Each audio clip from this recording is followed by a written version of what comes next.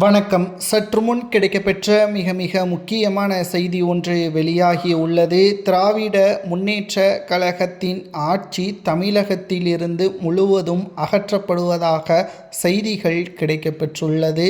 குறிப்பாக ஸ்டாலின் அவர்களது மனைவி தலையில் அடித்து கதறும் விதமாக அமைச்சர்களுடன் மிக முக்கியமான இரகசிய ஆலோசனை ஒன்றை நடத்தியுள்ளார். இந்த முறை எனது கணவர் 2வது முறை முதல்வராக பொறுப்பேற்க வேண்டும். இது நிச்சயம் தமிழ்நாட்டில் நடந்தே ஆக வேண்டும். எந்த ஒரு அமைச்சரும் பிரச்சனையில் சிக்கிவிடக்கூடாது. அமலாக்கத்துறை அதிகாரிகளுக்கு பயந்துவிடக்கூடாது. கைது நடவடிக்கையே மேற்கொண்டால் தேர்தல் முடியும் வரை யாரையும் காட்டி கொடுக்கக்கூடாது என்று ஸ்டாலின் அவர்கள் பேசியுள்ளார். அதாவது ஸ்டாலின் அவர்கள் இவ்வாறு பேசுவதற்கு என்ன காரணம் தெரியுமா? கலைஞர் அவர்கள்தான் தனது மருமகள் மீது அதிகாரத்தை கொடுத்தவர் கருணாநிதி அவர்கள்.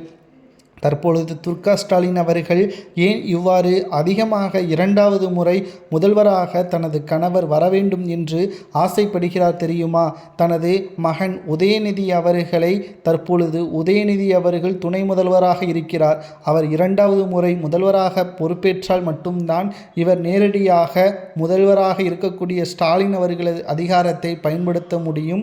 அதன் மூலம் திமுகவை தனது கட்டுப்பாட்டிற்குள் கொண்டு வர முடியும். இதுதான் ஸ்டாலின் அவர்களது திட்டம். அடுத்தடுத்து குடும்ப வாரிசுகள் மட்டும்தான் திமுகவின் தலைமையில் இருக்க வேண்டும் என்பது அவரது விருப்பமாகவே இருக்கிறது.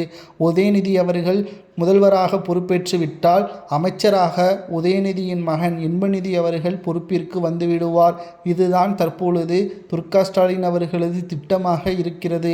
ஆனால் அமைச்சர்களது செய்கின்ற அந்த வேலையால் அமலாக்கத்துறை அதிகாரிகளது கைதுக்கு பயந்து கொண்டு உண்மைகளை கூறிவிட்டால் ஒட்டுமொத்த திட்டமும் நிச்சயம் தோல்வியில் முடிந்துவிடும். இதனால் அமைச்சர்களும் சிறைக்கு செல்வார்கள். திமுகவின் ஆட்சியும் கவிழ்ந்துவிடும். 2வது முறை எதிர்க்கட்சி அந்தஸ்தை கூட திமுகவால் பெற முடியாது என்ற தகவலும் தற்பொழுது கிடைக்கப்பெற்றுள்ளது. 2026 சட்டசபை தேர்தல் அரசியல் களத்தில் ஒரு மிகப்பெரிய திருப்பு முனையாக பார்க்கப்படுகிறது. இந்த தேர்தலில் திமுக வெற்றி அடைந்துவிட வேண்டும் என்ற எண்ணத்தில் திமுக மக்களுக்காக ஒட்டுமொத்த நலனையும் செய்ய முன்வந்துள்ளது. ஆனால் தற்பொழுது 5 ஆண்டுகள் திமுக என்ன செய்தது?